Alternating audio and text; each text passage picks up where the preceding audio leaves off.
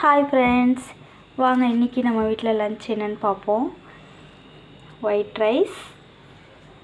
ரைஸ்க்கு ரசம் வச்சுருக்கேன். அப்புறம் பார்த்திங்கன்னா இது குட்டி தம்பிக்கு முட்டை பெப்பர் பொடி மாஸ். அப்புறம் தக்காளி ரைஸ். அப்புறம் பார்த்திங்கன்னா இது புளியோதரை.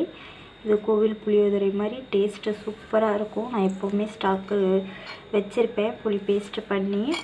அப்புறம் பார்த்திங்கன்னா கோவக்காய் வத்தல். இது சோத்து வத்தல்.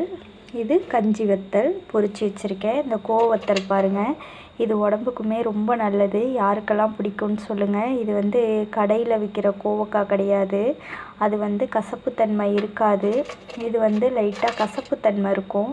அதனால தான் இது ரொம்பவே உடம்புக்கு நல்லது. சுகரு, ப்ரெஷரு எல்லாத்துக்குமே இந்த கோவக்காய் ரொம்பவே நல்லது. இது இயற்கையாகவே எல்லா இடத்துலையும் முளைச்சிருக்கும். ஆனால் நமக்கு இது தெரியாது இந்த கோவத்தல் சாப்பிடுவாங்களான்னு. இது டேஸ்ட்டுமே சூப்பராக இருக்கும். இந்த சுக்கா வத்தல் அந்த மாதிரி தான் இதுவும் இருக்கும். இதுதான் இன்றைக்கி நம்ம வீட்டு லன்ச்சு. இந்த வீடியோ உங்களுக்கு பிடிச்சிருந்தா லைக் பண்ணுங்கள், ஷேர் பண்ணுங்கள், கமெண்ட் பண்ணுங்கள். மறக்காமல் சப்ஸ்கிரைப் பண்ணிவிட்டு பாருங்கள். நிறைய பேர் சப்ஸ்கிரைப் பண்ணாமல் பார்க்குறீங்க. சப்ஸ்கிரைப் பண்ணிவிட்டு பாருங்கள். எனக்கு ரொம்பவே யூஸ்ஃபுல்லாக இருக்கும். தேங்க்யூ.